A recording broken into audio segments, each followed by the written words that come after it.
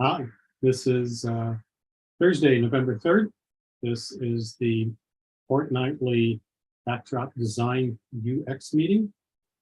As is our practice, we'll go around the room and everyone give their name and location, and if they want, a little bit about what they're doing, and then hand it off to the next person. I'm Robert Lang, bug folder on the internet in Altadena, California. Pass it over to Luke. Unmute. My name is Luke McCormick. I'm a web project manager in San Ramon, California, and interested in backdrop marketing things these days. Let's go over to Greg. Hi, my name is Greg. I'm joining from Australia, Melbourne, and I haven't, I'm still trying to keep up with the queue and help wherever I can. I'll pass on to Martin. Did we go? No. I am Martin in the United Kingdom. I'm a web developer and doing generally involved in Contrib and a few bits in Core, and pass on to Tim. Tim Erickson. I am St. Paul Tim in the Ishq, and I am in Deerwood, Minnesota. And I suppose the big news for those of you who were here last week is I did get the drone out of the tree. So. I don't know. So I think we got everybody but Jen, and I don't know if Jen's available to introduce herself or not. Jen, are you? Nope. It looks like you're not. Okay. Well, Jen, feel free to jump in if you want to at any point, but we'll assume that you're having issues and not able to participate right now. So, do we have any, just short before we get into the issues, do we have any weekly sort of news or anything related to this meeting? Maybe we should just update, why don't you quickly, Luke, update folks on what's going on with the, let's talk quickly about the shift in our meeting schedule. And if you could update, so we're basically replacing the outreach meeting next week with the community meeting, and then we have a marketing group starting, and I'm going to let Luke talk about the marketing group. Okay. Well, it's slowly picking up a little steam. There's a group within Zulip for marketing issues and a folder on the Google Drive, and we're gearing up to have initiatives proceeding as much as possible with a steady forward motion. So we're ramping up slowly so that we don't have to pull things back or have things fall apart, trying to maintain sort of a sustainable level of achievable, monitorable, and measurable progress. If you want, we're happy to invite whoever wants to look at those things into the spots where you can see it. It's going to be very document driven. So the idea is that while there will be meetings to get on the same speed and move ideas back and forth, the primary result will be captured in the documents. So you don't have to go to the meetings to know what's going on. You can just read the stuff. And that's about where it is so far. It's ramping up, so hopefully next Thursday's meeting will be fully on board with that. Okay. So I think the main thing, one of my big takeaways is that this is supposed to be more action oriented, right, and results. So working on things. So we want people to volunteer, as opposed to being a meeting you just show up. We want people to, sort of join the marketing committee. So if you're interested in being on the marketing committee, talk to Luke. Since you Um, mentioned- Oh, thought you said I was muted. I'm not good. We did have a meeting this week. It was just Luke and I, and we mostly just dealt with some logistical issues, sort of setting up Google Docs, and we did we set up a Zoom channel. The other change then is that the next week in this time we'll be having a community meeting, and the goal for these community meetings is that they're going to be more content focused. And we're going to talk about different issues, and we are going to record them and treat them a little bit more like a podcast, where I'm thinking a cross between a podcast and a backdrop live session, where we actually have a topic, we talk about it. I mean, there'll be weekly news at the beginning, what's happening in the community, updates from the marketing committee, things like that, and then we'll pick a topic and we'll talk about it, but less about more like a backdrop live session. That's the best thing I can describe it. Hopefully it will appeal to a little broader audience in terms of people just wanting to learn about backdrop. And we picked last week at this time, we picked our first topic for the community meeting as CiviCRM. So Robert, I don't know if you heard this yet, but the intent has been to let you know, will you be available? Hopefully you're available next week and can just give us an update on and we can talk a little bit about so it will cover both our use of CiviCRM for the community, but also just some CiviCRM stuff in general. So I'm going to post something in Zula, hopefully during this meeting, so I don't forget, letting folks know who are our CiviCRM experts that next week would be a good week for them to come. Okay, yeah, and I was actually hoping to find a big enough chunk of time to do the setup on production on Viva.org in the next few days. So Okay. That's good timing. Hopefully I'll have something to report. Well, it'd be great if we could announce that it went live, but even if it doesn't go live, I think we can talk about the progress, and we have a beta site that if we wanted to screen share and look at, we could, right? Yep. But since we are talking about changes to the schedule next week, it's probably worth mentioning that to everyone in the United States, next week's meeting will be an hour earlier because of the end of daylight saving time and the fact that our meetings are at constant time in UTC. Excellent point. Thank you for that reminder. I had noticed it, been watching for it. So, but not everybody might have. So yes, if you're in the US, if daylight savings time hits for you this week, the meetings next week will be 1 hour earlier. For those of you not in the US or whose daylight savings time is not changing, the meetings will be at the same time. In the UK, our daylight saving time ended on Sunday, so we're already an hour earlier. So Really? Okay. Greg, you switch times in Australia too, don't you? When do you switch? Yeah. So what happens is I don't keep track of US times because you have both. I know.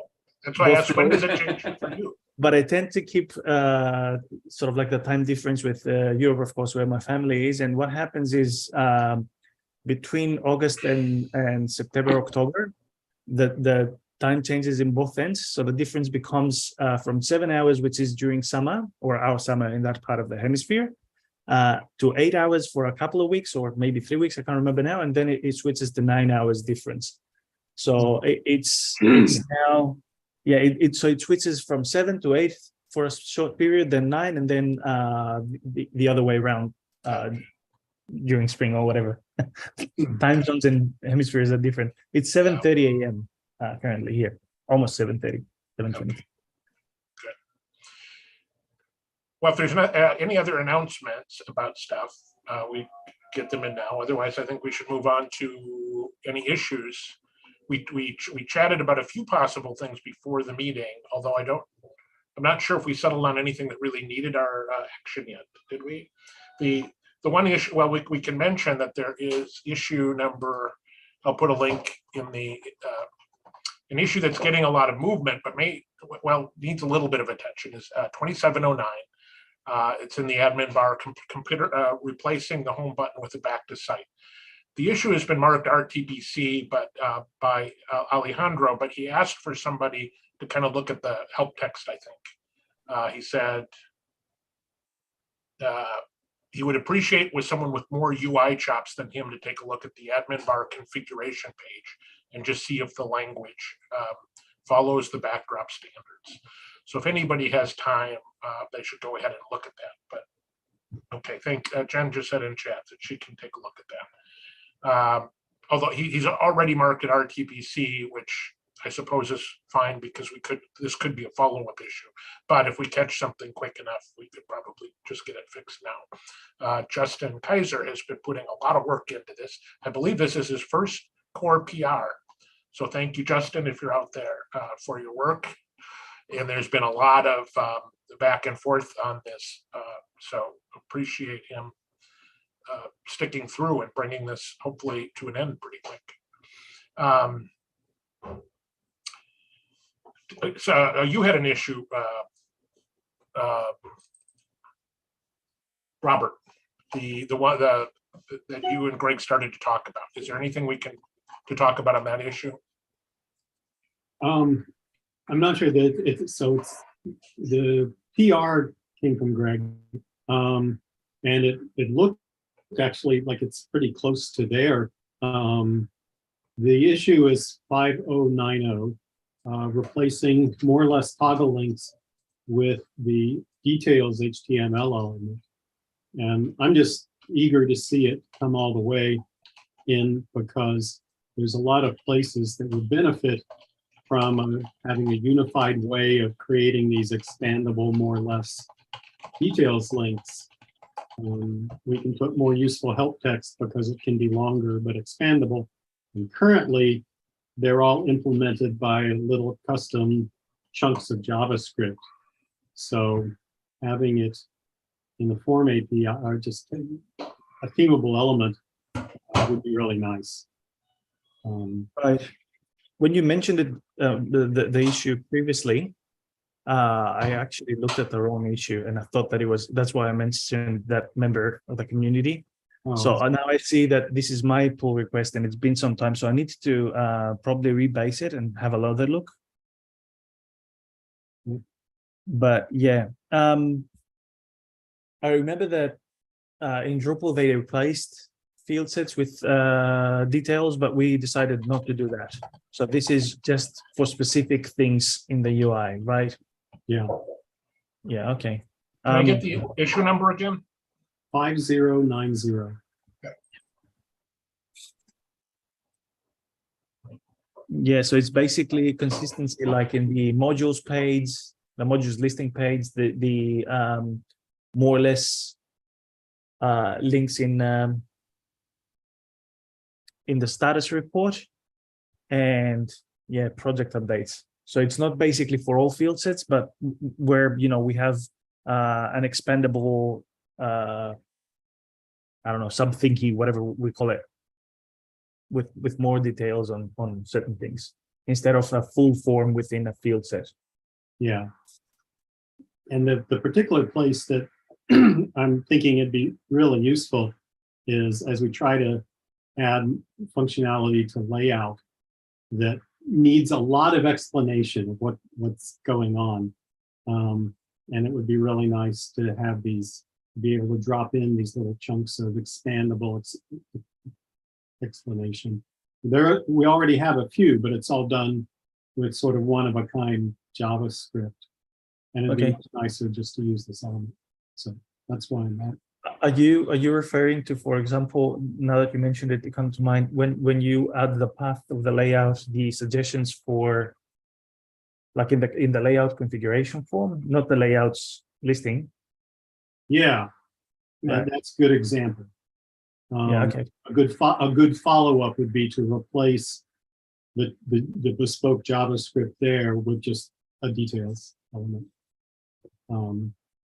And as we add more functionality to layout, there's a pet issue 1602 that needs more work, and this would be beneficial to make use of. Yeah. One thing that comes to mind now that I'm looking at the screen captures that I have there is If someone beats me to it, I'm fine. I have done some reading in the past with regards to user experience and the arrows of expanded and collapsed things, and whether the arrows should be pointing up or down depending on like the perception. So if you can do some research and find a standard, like, and not, opinionated blog articles, rather than a standard that has been provided by an authority, right? Because it has to do with cognitive issues and the perceptions of people when they see the arrows. So if we can get this right, with a pull request, if I can have it as a feedback and pointing to links of such discussions, that would help. Otherwise, we can do it as a follow-up. Yeah, I mean, I've seen the same sort of discussion. Does the arrow indicate the action, or does it indicate the current state? Yeah. And we already have made decisions in Backdrop on that by things like field sets and expanded menus and so forth. But I Yeah, we agree. should. It would be Yeah. nice to find an authoritative source Exactly. for that. So if we cannot find an authoritative source, we should go by things like popularity, as in people that are coming from Drupal, what they're doing. Our Drupal brethren, usually they do a lot of user research, and it shouldn't go to waste. We should piggyback when we can. And then check popular operating systems, especially on mobile, iOS, Android, and see what they're doing. Greg, I almost think this has to be a follow-up issue, because we wouldn't want to Okay. make this different from other things in the current UI. And we can't make changes all over the UI in this issue. Could we? Or maybe we should, I don't know. But No, I mean, yeah, currently it's set to needs work, which means that the pull request needs work. So I'm gonna get to it hopefully over this weekend.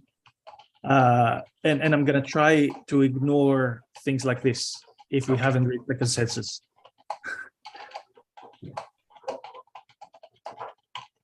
Because it does sound like a follow-up or a bigger issue, right? Be consistent about everything with regards to arrows Right. when they expand and collapse things. Yeah. right. And it could be that it's a I don't know.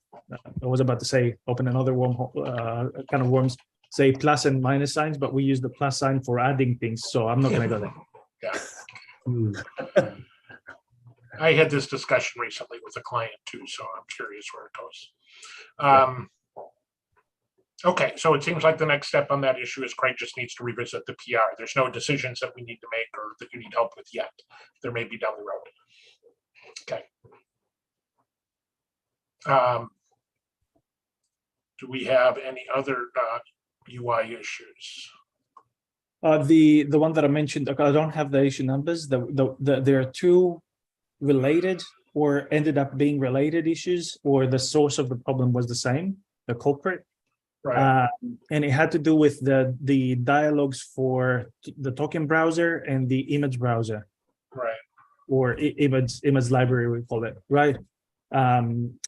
So we need, last I checked, which was about a week ago, was that we needed someone with JavaScript skills and a front-ender. We have solutions available that work, but we didn't know if that was the right approach. So yeah. So the next step is to get somebody with some JavaScript chops to review the work. Yeah. Okay. Can anybody find the issue? Is it one of them? Here's one. Token browser disappears below viewport. Is that one of them? Yes, that's the one. Okay, that's 5841. Where's the other one? And the other one should be about image browser, and it should be Right. linked from that issue. So just bear with me. So what was the issue number that you found for this one? 5841. 5841. Bear with me. Oh, the other one is, I think, 5835. then. Yeah, that's the one. Existing image library pop-up does not show all images. Yeah. Okay. So again, probably not a lot for us to do there. We have that's also been marked RTPC. So maybe who did that? I guess Indigozella. Yeah. So if I recall correctly, Indigozella and RDPiano have been filing alternative pull requests. If they Right. have come to a consensus, then we just need a either a core committee to make a decision, because I think that it's the same, unless I'm greatly mistaken, the same bit of code that changes. Right, I haven't checked. It's the same JavaScript. Okay.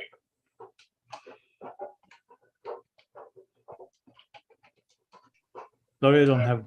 I'm just more making detail. some notes, putting this in the, Yeah.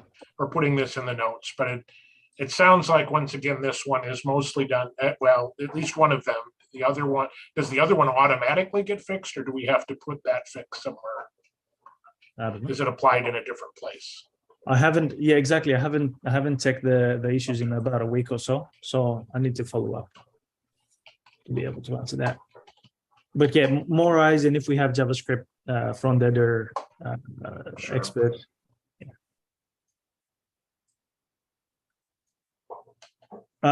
One thing to mention now that I remember it is basically this seemed to be an issue that was introduced with Chrome or Chrome-based browsers, so it didn't, we couldn't reproduce it in Firefox.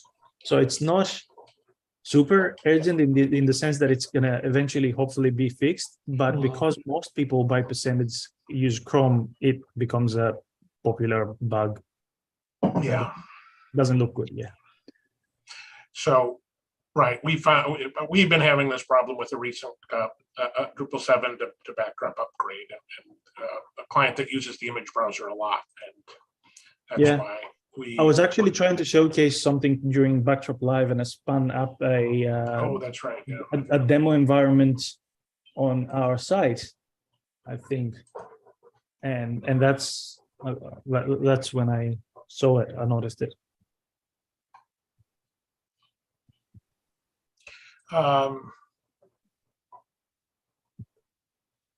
Well, here's a recent issue that we could talk about quick that Jen just posted because it's security related.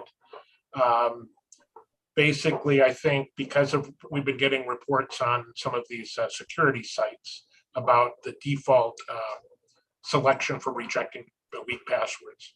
I believe right now that reject weak passwords is an option that you can enable, and Jen is suggesting that maybe we should make that the default selection. I guess I don't have strong opinions about that, and I can see if it would quiet some of the complaints that people are making about security, it wouldn't hurt. I like the fact that it's still an option, that we're not forcing people to do this. So, basically, I think what this is saying, right, is that by default, anybody can put any password they want into Backdrop. We have an option to require them to do stronger passwords, and the proposal here is just to reverse that. So it would just be a default on new sites. It wouldn't affect existing sites. Anybody have any thoughts on that? Do we have an issue for it? Yeah, it's 5851. I apologize. I should have shared that. 5851. It's a brand new issue. Jen just opened it 2 days ago. Although I'm a little bit surprised that it didn't exist already.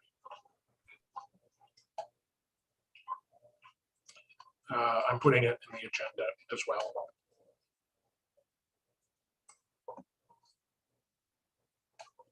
Oh, right. So just checking, making this the default for new installation. Just Yeah, changing the default. Yeah. I think basically, probably at this stage, we just need a few people to endorse this idea or object if they have objections. It's the PR, I assume, would be pretty trivial to actually implement it. So there we go. Clonus already commented. Okay. Well, not hearing any big discussion on that issue. I'm just kind of going into the issue queue right now and looking for recent UI related issues that we might be able to draw attention to.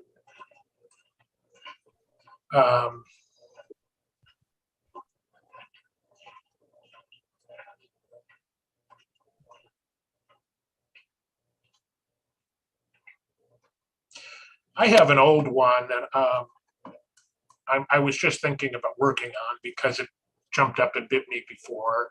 It is, I'm looking for the issue number.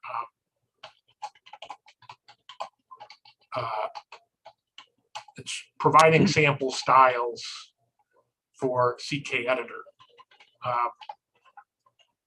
The problem, the thing we could talk about here, darn it, my search didn't come up with the issue, but the idea is that there's a styles menu in CK Editor, and it doesn't provide it by default. It provides no styles, and it's actually very hard to figure out how to add custom styles. And I've made the argument that we should add some default styles to core, partly just to make it easier for users to figure out how to use that, because although that could be done with documentation somewhere, right away, as soon as I do this, people start bike shedding which styles are we going to create, and like, oh, that one's not useful, this one would be better, or whatever. And my point is sort of like, I don't really care which ones we add. I was, if we could, as far as I'm concerned, if we added a red text, blue text, green text styles, that would be fine, because my whole point is just to provide something. If we could come up with something that would be more useful as a default, I'm happy for that. And that's, I guess, what I'm looking for right now, is so a couple of things. What would be the default styles that might make sense? Highlight makes sense because it's something that people usually use, and it's like a yellow over black text, I think, so long as we that. But I wouldn't want to go into, like, I don't know, maybe even accordions or making it details. But the point is, I would like us to have a way when we configure that button to provide a link to the documentation. So I would like, do we have any blog article or documentation? So, well, no, I bet. So my first step was going to be just to write a blog article on how to do this. I think there are some for Drupal 7. I don't believe there's one for Backdrop. And I think we need to get some of this stuff moved to Backdrop. So there's a Backdrop version of it, not because it's that different, but just so that we have one. Would you consider instead of a blog article, just doing it on documentation on docs? Yeah, I see Robert shaking his head, because if you do that, then we could link it from core. Whereas if it's a blog article, yeah. So Jen just asked, yes, this is for CK Editor styles. So let me find the issue, or if anybody can help me find it. I know there's an open issue in core. Yeah, I'll try finding it as well. It's a very interesting issue topic. It's 4233. And again, I think there are a few people have expressed some suggestions. I don't know if we need to talk about it here. Jen, you last commented a year ago that you liked where this was going, but we need to. Maybe that's what I got to figure out. So Jen just asked if these usually go with a theme, and that, so I guess we could add them to bases as an example. Again, maybe the solution isn't to actually add the styles. Maybe the solution is to just add, to make some documentation somewhere, and if possible, to link to it. Although I don't know where we would link to it in core, because it's just. I would love it if there was a way to do it in the UI. Well, yeah, but that's a much bigger issue. That's too much to dream for. Then it would be theme agnostic, because it does make sense the way that you say it, that it is, or repeating what Jen said, that it makes sense to add it to bases, because other themes might want to implement different, right? Jen has just suggested a contrib module too, and that may be possible, or that might be a satisfactory solution. It's very minimum. My next step is going to be to get it documented somewhere. So if we at least have how to do it documented somewhere, but I think once we've documented, either providing some samples in basis, I don't think the thing is that here's the reason I think it feels like a bug, is that when you turn this, you add this button. We provide this button in core, and you add it, and then there's nothing there, and it looks broken to me. That's the other reason. It's not just as an example, but I know the first time I did this, my assumption was that something, there was a bug, right? I turned on the styles and then it didn't give me any styles. And I'm like, well, something must be broken because it doesn't make sense to have a button without any options. The very minimum that we could do there is just list a dummy option, which doesn't Right. do anything, and it says no styles configured, something like that. That, So this fixes, that would be a this- big improvement. Yep. yeah, this fixes the UX issue, or not fixes, but it mitigates it sort of. And then we could look into on the. It seems to me that if we link to any documentation, it should be on the CK editor configuration UI when you add that button. Okay. So I have forgotten that I actually have a PR for this. I need to go back and look at my PR and again, ultimately my goals are so one, this doesn't look broken out of the box, and two, to make it easier to understand how to for a developer to figure out how to add their own styles. And so actually, let me look at my PR. That would say it's just a change to basis. Yep. No, well, It might be nice. Standard profile. It might be nice as well, though, to have in that style menu, the link add a style ellipsis to take the person to where they could create their own style. I mean, Well- if it were, you could even get away with leaving it empty if you had add a style. So a person clicks on the styles and there's nothing there, but they see that they can add one and create their own, and yeah, but there's- you can't the- create them in the UI right now. Right now, to create them, it's done in the theme. So Yeah, so two things. The link to documentation should not be in CK editor as a dummy thing, because that is meant for content editors, like for the end users. They are not necessarily the people that configure it, Yeah. that will be able to set the styles. So we need to have this simple piece of text that says no styles configured yet. This, I think, prompts content editors and site owners to poke their developers and say, hey, this is not being configured properly. And then that's when they will start digging in the CK editor settings. And that's where we provide the link to the documentation that we will put in place, just joining the dots. this came up for me because I've been struggling with sort of in my Simplo distribution with, I want for there to be a block. I want a user to be able to easily create a list of items and then put it in 2 columns. And this is really hard to do in a basic site with just CK editor. You have to theme that. And it occurred to me, well, you can theme it, and if you know where this is going to happen, a themer can really easily theme that. I was thinking, well, paragraphs might be the solution. You could create a paragraph that's specifically themed for multiple columns. But then I thought maybe I could be using the styles option in the CK editor to take a particular paragraph and style it for multiple columns. And anyway, so I don't know if it seems like a really common problem. I've had it on 2 or 3 sites recently where an editor just wants to put something in multiple columns, and it's hard to do, I think, unless people have other ideas that I'm not thinking of. So with regards to the pull request and what you have provided, I like the fact that it uses red, green, blue, and then in the CSS, it doesn't use opinionated values of these. They just use the HTML placeholders for the what are the standard red, green, blue. What I don't necessarily like is that they are all examples of changing the color. Like we should do something. Sure, but Jen's also commenting on color, and I want to stress, color is irrelevant. Okay. Yes. This is not about adding colors to core. It's about coming up with some examples, and I just arbitrarily picked red, green, and blue text as to start the discussion. Yeah. And if people have other ideas, great. So Exactly. I knew my initial ideas would get some gruff, and that was fine. So the goal though is, what would we put if we did do? Look, if we didn't have a button for quotes, a quote would be a good example. That does not change the style; it just changes the tag to be a quote, and then we leave it up to the theme to theme it however they want.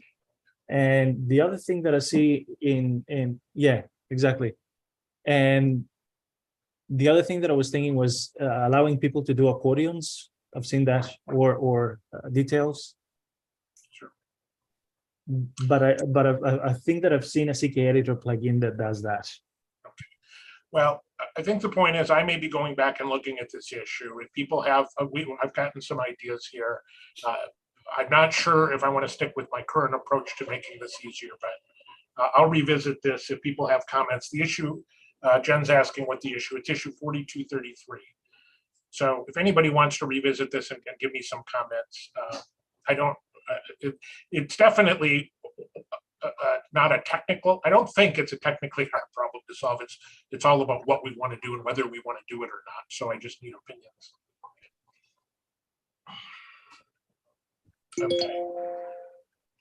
Okay. Anybody else? I think that's enough on that issue. All right. Yeah, that's an interesting one. It's a good one.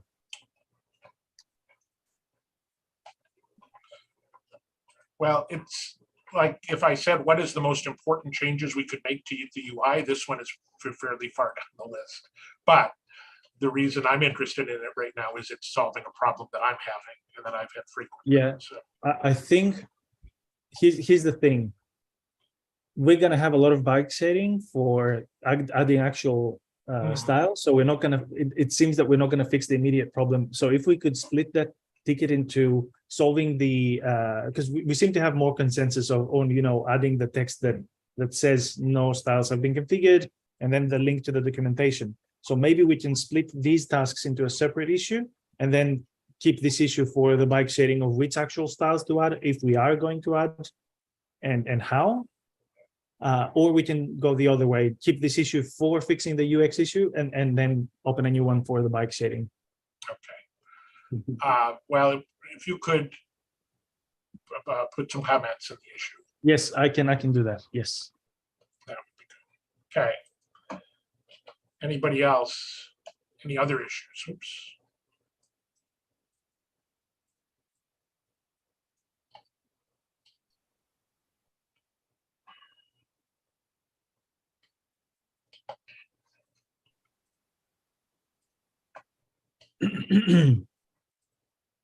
It's a slight kind of user experience one, but I put it in the template, and I'm not sure if it's for design and the development meeting or just for the development, but I have updated the 4007 ticket with a bit more of a functional specification for how, which is about using Alton title fields for the image file type, and there's been quite a bit of input on how that should work, and I've tried to sort of distill that into a functional specification. So don't know how we encourage people to pick it up and develop it. I think it's quite a beefy one, but possibly it could be split up, but work out the dependencies. But as long as I think from a design point of view, it would be good for if people can review that, and if there's anything that they feel is not right, then we can address it before anyone starts working on it.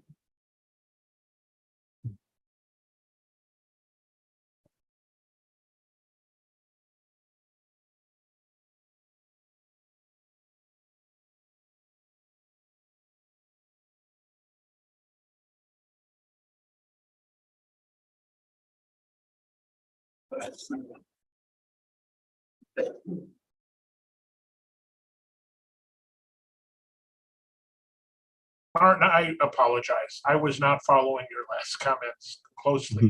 You weren't talking about this Alton title issue, were you? That was Yes. You were? Yeah. Okay. Yeah. Good. Well,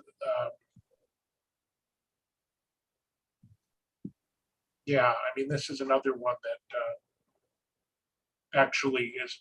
I have a current client that's very much interested in this issue, so I will have to take a look closer at what you proposed. So.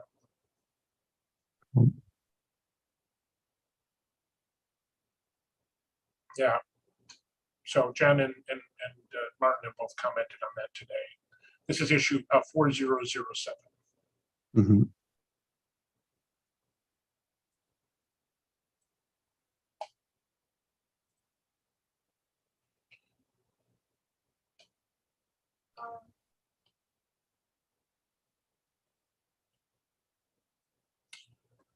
I know there are going to be some issues with that one, but